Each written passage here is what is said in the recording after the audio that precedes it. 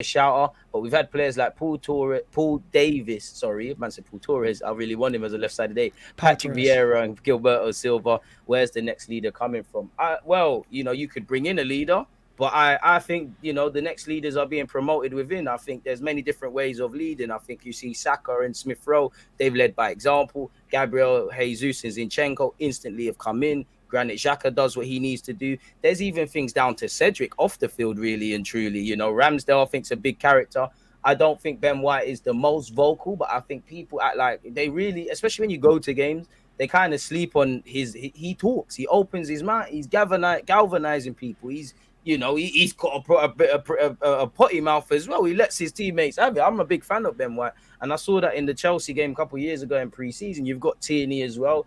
Again, I think we have got leaders, and if we're doing this youngster thing, we could bring in leaders, but we've got to promote leadership within. It's got to come natural. Odegaard's our captain, and he's got a wealth of experience to these young players. We all know it. The captain is Xhaka. Respectfully to Odegaard, the captain is Xhaka in all but name, and you see him get the armband every now and again. So I'd just say we promote from within or do what we can in that regards, man. But the best way for leaders is to, find that within yourself, because Arteta can take these boys to the water. They've got to lead. And, me and Bav spoke about at the start, when we scored our first goal against Spurs, and you saw Xhaka leading, you heard what Odegaard had to say.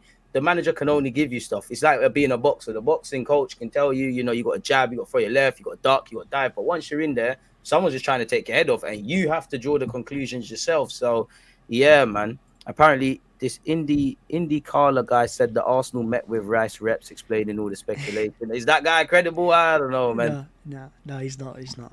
So, yeah, it's probably cap. For what it's worth, I would take Declan Rice. The problem with Declan Rice is he's got the English tax. We paid that for Ramsdale and Ben White. Well, Ramsdale's forcing it and it works. But I just feel for Rice.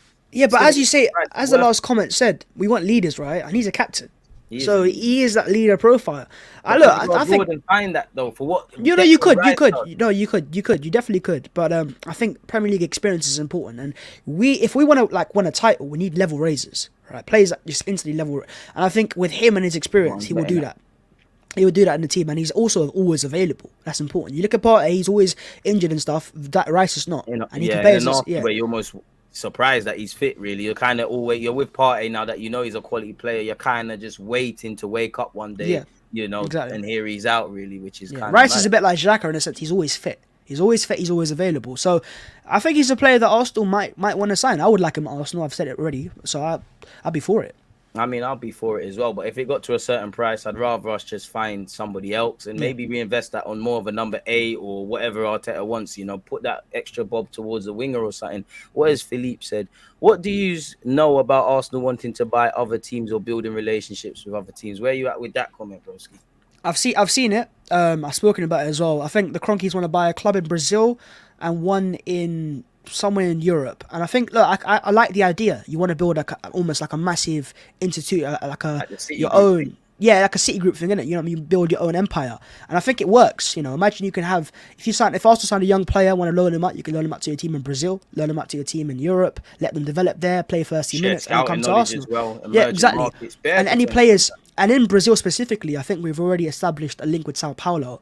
Any players they produce, because we've got that link now, we've got first dibs. So we've seen Marquinhos already with that, £3 million. It looks like a good little signing.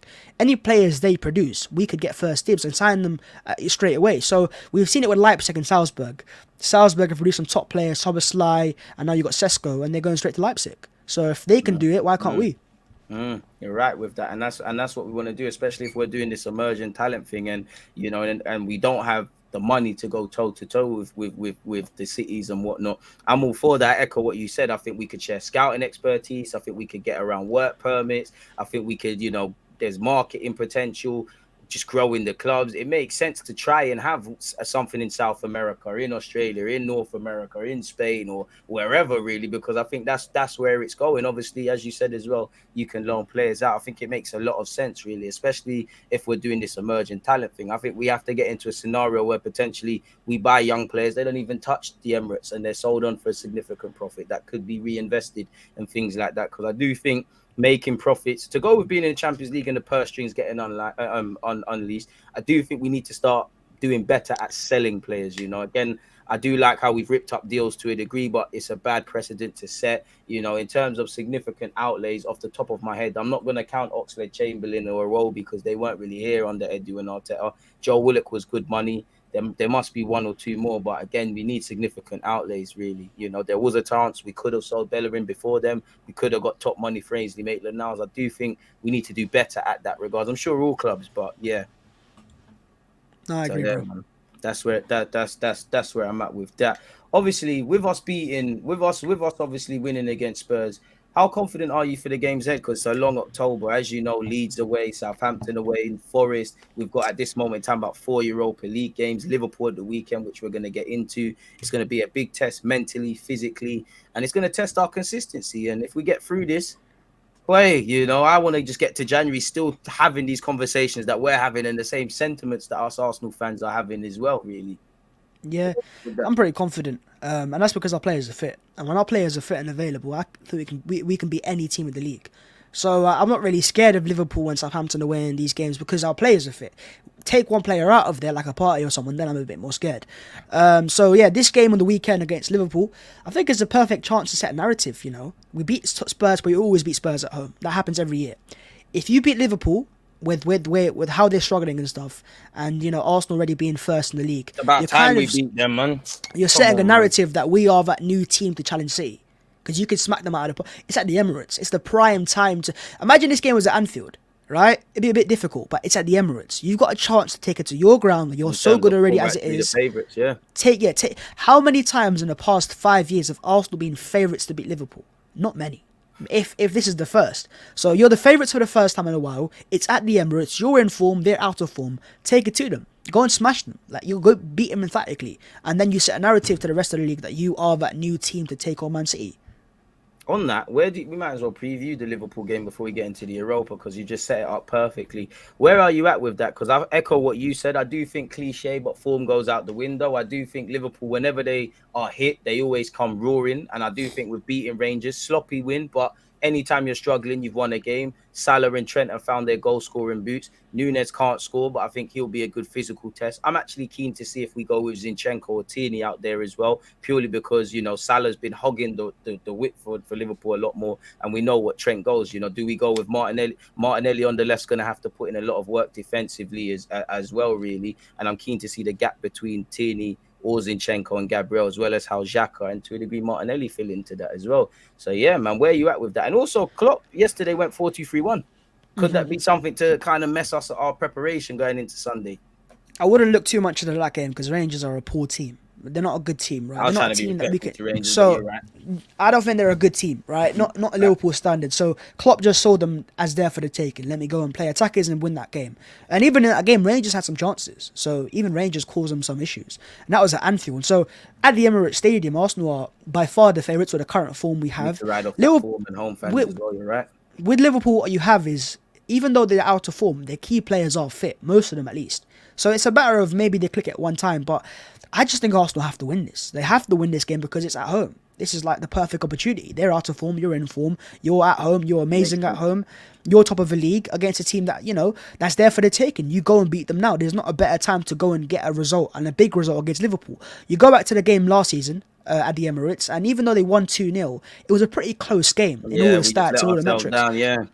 And how many times did we see Martinelli beat Trent Alexander-Arnold, get to the byline, and there was no striker in the middle? We've now got that movement in Jesus. So you've got that little upgrade there. Jesus, Zinchenko, and Partey's available as well. But also, Trent versus Martinelli. That's going to be a battle. He's out of form, and Martinelli's in form. He completes the most dribbles. And obviously, we know how Klopp loves Martinelli. He wants to adopt him.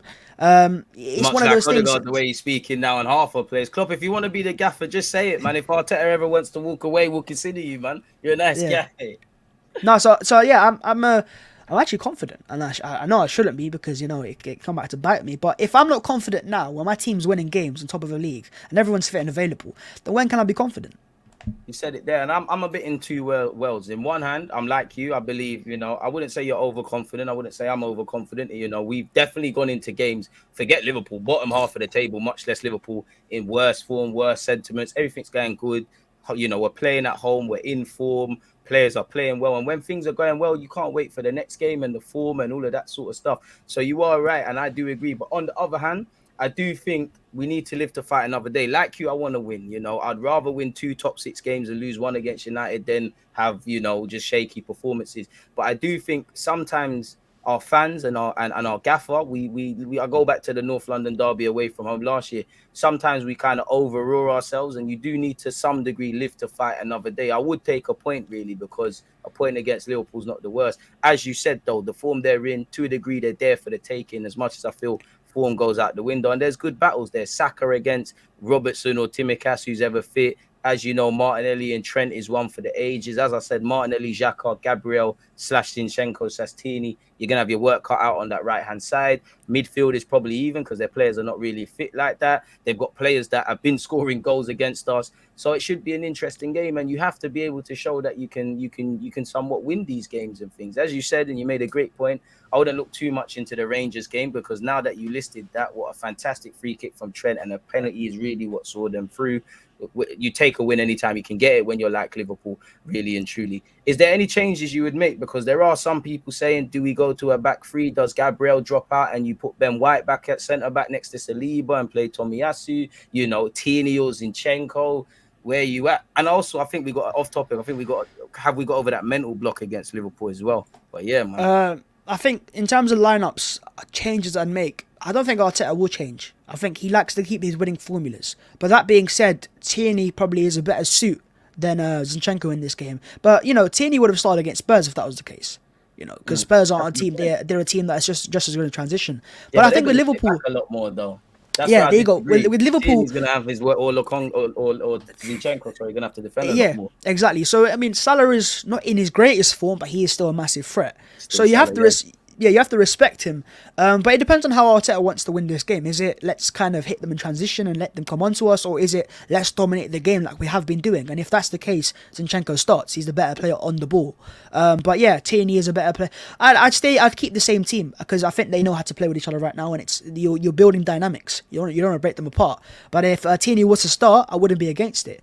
In terms of the whole mental block, I think we have, you know, I think even last season, the 2 games against the 2 top teams, City and Liverpool at the Emirates, we were good in both of those games. And we could have at the Emirates against City. Exactly. So we've already shown we can kind of go at that level with Lacazette as our striker. He's now gone, with all due respect. You got Jesus, and now you got a better player there. So the team is more confident. Let's not forget we've also got William Saliba. That's a new signing there and there. So I think we have got over it, but obviously you have to do it first before I say it.